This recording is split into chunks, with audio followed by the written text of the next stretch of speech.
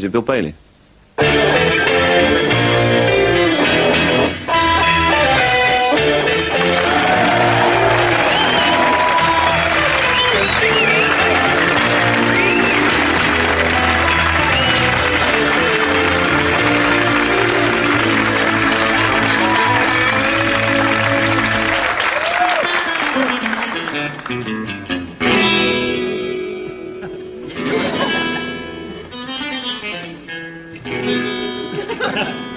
Bit of mystery. I used to love spaghetti westerns as a kid. Fantastic. All those meaningful looks and no real dialogue.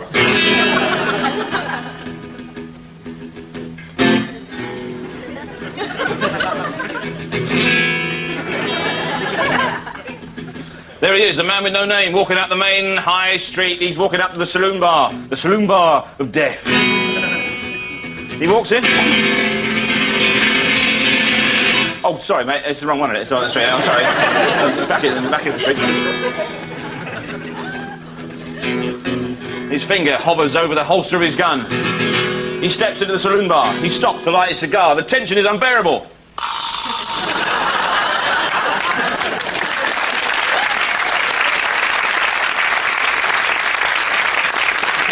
That's the best 35 quid I've ever spent. So, here's a question for you.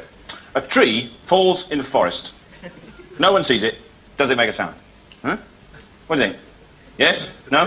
Yeah. Don't know? Don't care. That's a good answer. Couldn't give a monkeys unless it falls on the picnic. Is a good answer. Some philosophers might spend his whole life worrying about it. Does it make a sound? Doesn't make a sound? Doesn't make a sound? Just before he dies. Ah, I could have been out drinking, having a laugh. We don't know, do we? You know, I mean, maybe the woodland creatures let it down on a system of pulleys. You know? Or maybe it falls on towels. They just happen to be... We'll never know. And we will never know, because even if there was an eyewitness there, he'd be useless. Bit wing.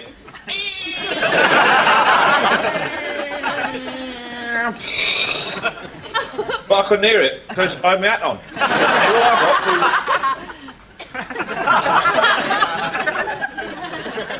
was... like that. The same thing happened to me. I was in the bedroom, I had a pair of socks, and I threw them into the laundry basket. Straight in, didn't even touch the sides. Nobody saw it. Now, that's not fair, is it? A triumph like that. No, it's always the way. You're driving along, cigarette, throw the cigarette out the window, it goes back in the back window, onto the passenger seat, burns a little map of the Seychelles, bounces up, flicks another fag into your mouth, lights it. Fantastic! On your own, lonely country road. Only person to see it, little hedgehog swinging off a gate, playing the jazz trumpet. Nice cigarette work, man. And nobody believed it. Yeah. But the thing is, you can't say that it would never happen. Because at school, I learned this, the law of infinite probability. And you probably remember this. It's fantastic. And the law it says is that if you get enough monkeys, right, enough typewriters, then eventually one of them will type a line of Shakespeare. Yeah, you see? When you're 8, that just blows your mind. That is the most outrageous thing anyone's ever said. Wow, monkeys typewriters, ah! But as you get older, you start to get a bit more cynical. And, you know, your expectations, you know, get a bit lower. And eventually you end up with, well, if you get enough plumbers and enough boilers, then eventually one will be able to fix it.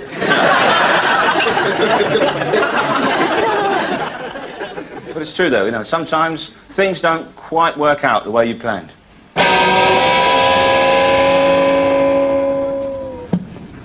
Oh, God. No, I don't. Bill. It's Keith. Keith? Keith Pearson? Keith Pearson, yeah. We went to Fitzroy School together. That's right, yeah. Yeah. Chemistry. Chemistry? Yeah. 5A, we were in. Mr. Hogg. Whatever, Warthog. Yeah, so, that's been a while, isn't it? 15 years. 15 years? Has it been that long? 15 years, yeah. That's amazing how that time goes, isn't it? Yeah. So, how's it going?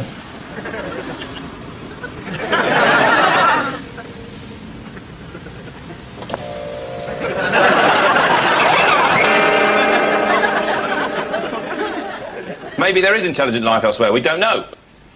In that film, Contact, Jodie Foster receives an email from an alien, because apparently now a lot of aliens are working from home. in little sheds, you know. Why are people so keen to meet aliens, though? Remember that Solar Temple death cult? They wanted to go up in a spaceship. They thought they were going to be taken up by aliens. And the night before they thought they were being taken up, they all packed a little bag. I'd love to have seen that. Oh, right. Yeah, got my hairdryer. Right, yeah. Oh, better take an adapter. Probably got different plugs. Oh, they might not even have electric. Oh, what am I going to do? Oh, I'll dry my hair out the window. Oh, can't do that. It's a vacuum. Get sucked out. Better take an extra towel.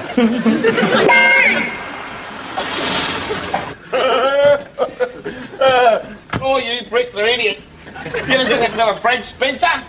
Bumping into things, knocking things over, roller skating under a lorry. God, the guy's a stupid, clumsy bastard. 5 minutes back in the bush, somebody shoot the bastard for being such a stupid, bloody idiot. Chuck him on the fire, a few pounds of butter up his guts, rip his spine out, cover him in glowworms, wave it around, disco. Beautiful.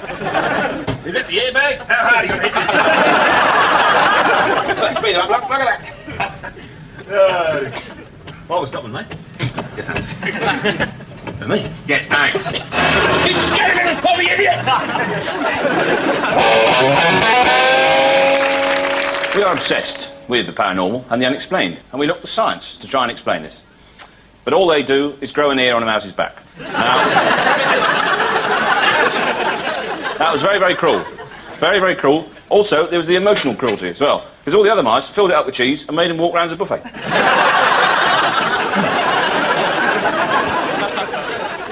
But our view of the future does change drastically as the years go by. And in the 70s, we considered aliens to be small pink socks that survived on string. Now, this was very, very patronising. And they were actually a lot more intelligent than we give them credit for. Oh, look, there's Tiny Clanger. What's she saying? Intellectual prosperity is the primary source of social change. Oh, look, there's Major Clanger. He's very angry. Damn your logical positivism, Tiny Clanger. The means of production is the determining force of history. Oh, look, there's a soup dragon. I agree with Tiny Clanger. Major Clanger is merely clinging to Marxist dialectic, a source of materialism. Shut up! Bring me my bloody soup. Papa, don't speak to the servants like that. Be quiet, or I'll cut off your allowance. Oh, typical ruling class. Good afternoon. Clive Pocock, 42 Elmbank Lane. Beryl is my wife, thank you. I mean, we all know how cack-handed British engineering gets on a Friday afternoon. I saw that in a biscuit game. I saw a sponge finger once, 3 foot long. Custard cream, no custard in it. I saw a rich tea once, solid marzipan. Shocking. What worries me, though, is Friday afternoon genetic engineering. What cavalcade of mutants is that going to throw up? They're meant to be cloning a donkey and all the time they're thinking about getting over the Price is Right. My cousin Les did a conservatory for a bloke that went to the same school as John Virgo. And he's a consultant. Not John Virgo, because he does the snooker. I suppose he's a consultant on Big Break. But anyway, he's medical. And he reckons within 10 years, we'll be able to get cloning on the NHS. Imagine that. 8 barrels! You know, one to cook the dinner, one to wash up, one to get the pudding, one to do the hoovering, one to make a cup of tea, 2 out in the garden, and one to, you know, drive the car. You can't say it'll never happen, because he said that about the co-op.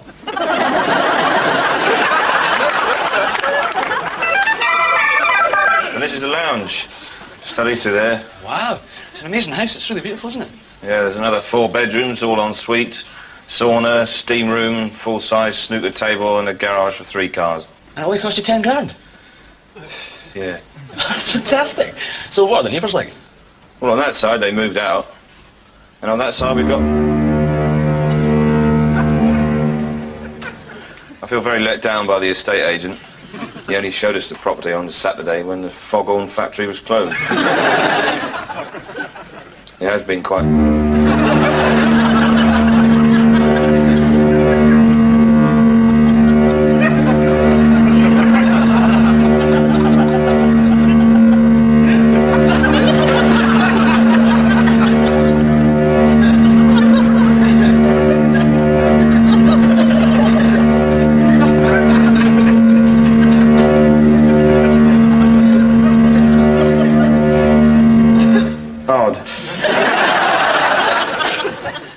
Janine's not coping very well. You see, it's not just the noise. It's just that you never know when. You just never know when. You just never know when. It's just you never know. It's going to stop. Well, we better be good. We better be good.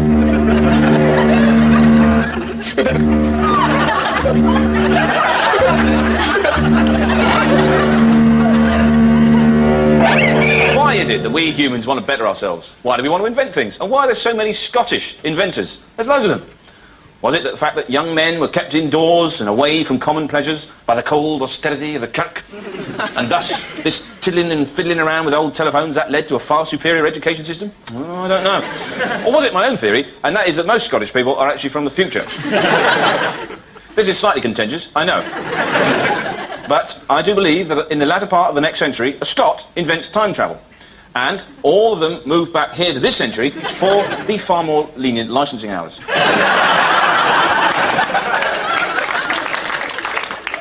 I know, it's a tricky theory, I know, but I'll tell you why that this is true. Because a lot of Scottish people talk in a way that is actually from another century, right? Way into the future, where they can predict time travel. I'll tell you what, you can spot them after a meal. You have a meal with a Scottish person, you finish the meal, they look at you and they say, "Is that you?"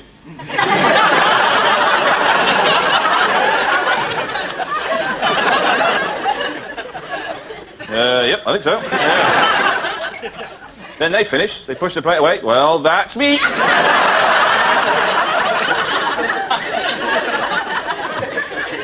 Oh, well, here we are.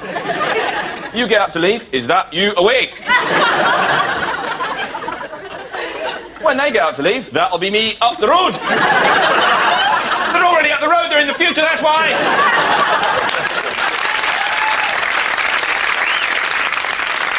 Dorian and Steve are the inventors of hide and seek.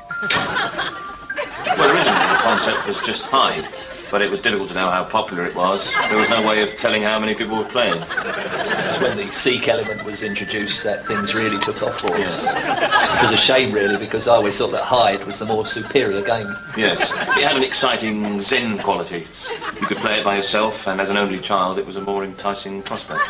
The public demand for our creation was insatiable.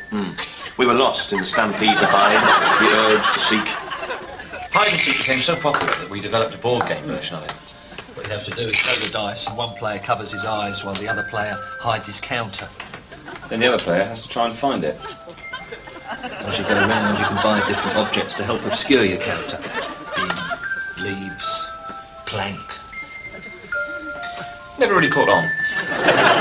Hide and seek was such a success, we found it very hard to scale those heights again. We tried other games. Twiggle, King of the Hutch. Monotony, like Monopoly, only set on contaminated waste ground with no planning emissions. That's my favourite. Glump. What was Blump again? You know, the two spotted balls and a large green hanky. And you had to put the hanky over the rotating tubes. No, you had to pick up the dice with the special tongs, throw the dice to eliminate the player to your left. Oh, and then the dotted balls were soaked. No, first you had to elect Captain Twiggle, then soak the balls.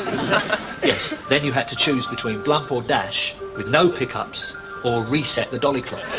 Oh, if he goes Blump or Dash, he must collect 6 Pronto vouchers before the dolly clock is repossessed by Major Muggle. 1, 2, 3. I'm knocking. Blump.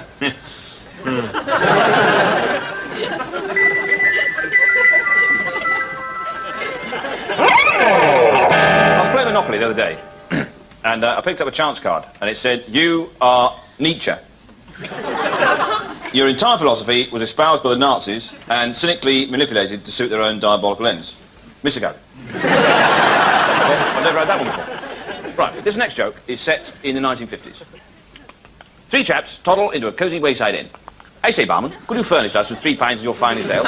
"No, I would as like as maybe, sir, but the ale's been and gone off." "Oh, well, that's a right rum doing, no mistake. I'll nip down to cellar squash, see if I can sort it out." "Righto. I say, you chaps, there's a working class fellow over here who's an absolute hoot.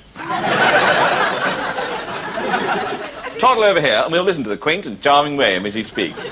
I say, Barwin, any luck with that ale? No, good blimey, Governor, I've been on my plate to meat all blinking day, if you'll pardon my French. You see, it's charming, isn't it? Out my plate to meat all blinking. Yes, that's enough. Yes, that's enough. Yeah, there you go. So, any luck with that ale? No. Whoa! And he fell over a barrel. Oh, look, they said, we've got him over a barrel.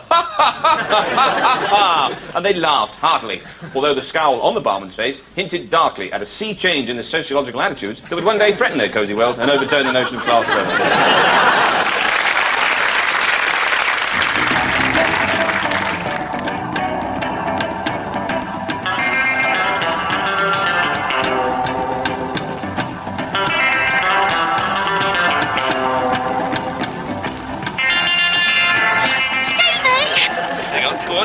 Come through, Bill. That's right. Yeah. Come here. Get off!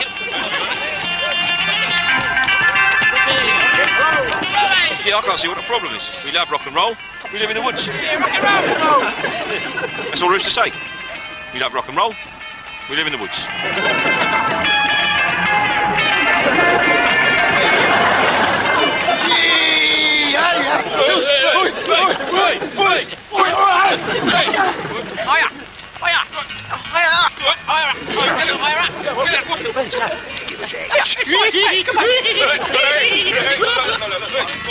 Smash it. What are you doing? What are you doing? Well, if we don't smash it, the mods will get it. Come roll.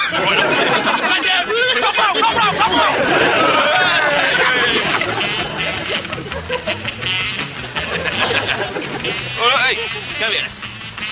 Get off. Come on. Sometimes I'd like to stay in a normal house, but we're safe here. Yeah, Tommy Steele owns all the land. And he said we could stay as long as we wanted.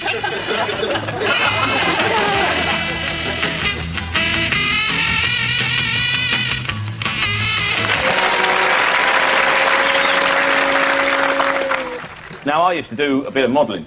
Yeah. Right. Yeah, I used to be a burglar model for alarm magazines. I'll tell you what, though, it's a lot harder than you think.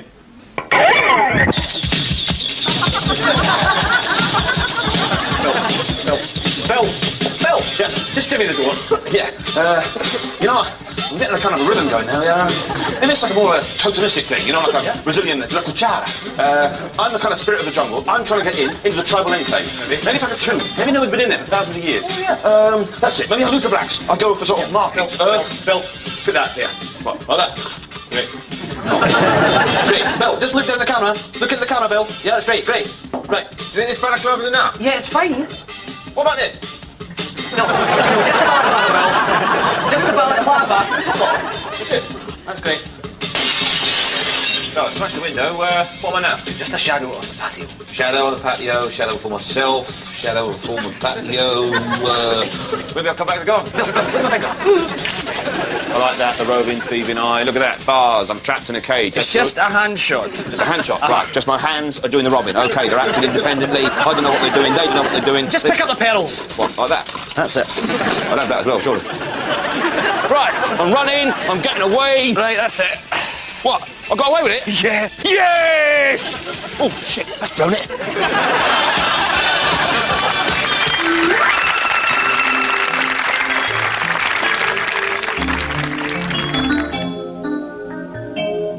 Don't you change. Try to please me. That's a lovely chord, that. That's a mood chord. You know that?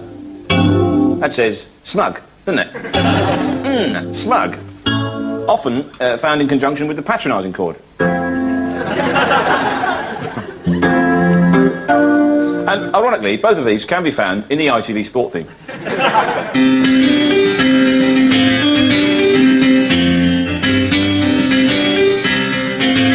Patronising.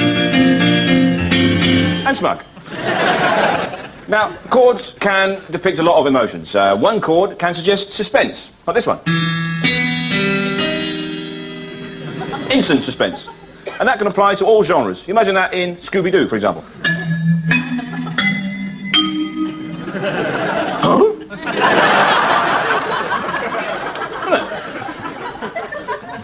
And romance, that's easily done with a few chords. Oh, Ambassador, you're spoiling us.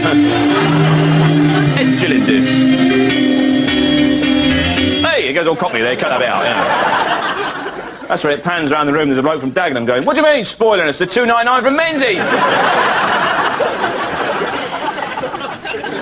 Get him out of the garage! What are you talking about? With films now, you can actually tell a lot about the plot just by hearing the opening music. I mean, for example, if you hear this kind of music...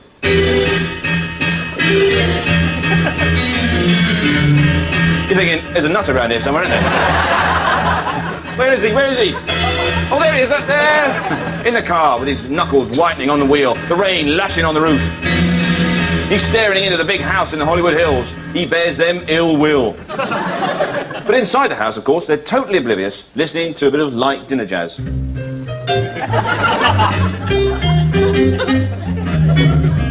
And the host is helpfully explaining the plot. As a rich advertising executive, I've been ruthless in my drive to the top. I only hope there's no psychotic ex-employee who bears me a violent grudge. I think there is, mate.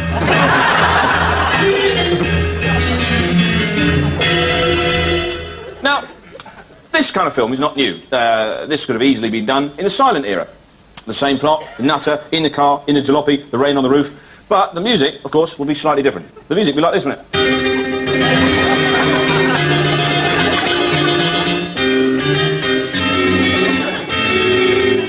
A little bit of black car with the white writing. Look out, it's the nutter! But inside, totally oblivious.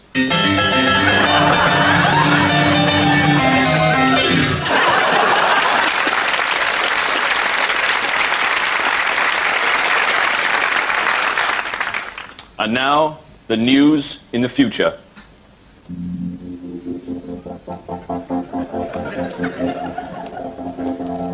Conflict.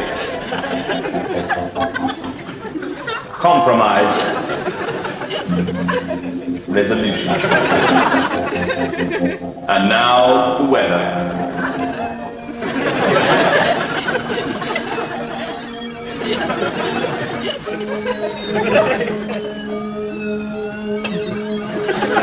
Here's the main points again.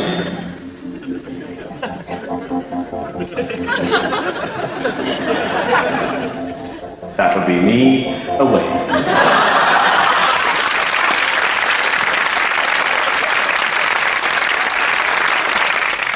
We kept a photographic record of some of the best games. I was behind the tree there. Oh, this was a good one. Dorian has a great genius for hiding. He buried himself under the rockery here, with just a little hole for breathing. Breathing. Yeah. In the shed. Compost heap. Yeah. Under the bed. Bed. Airing cupboard. Cupboard. Bin. Postbox. Postbox. Hole. In the hole. Snow. Snow, that was a cold game, wasn't it? Bruh.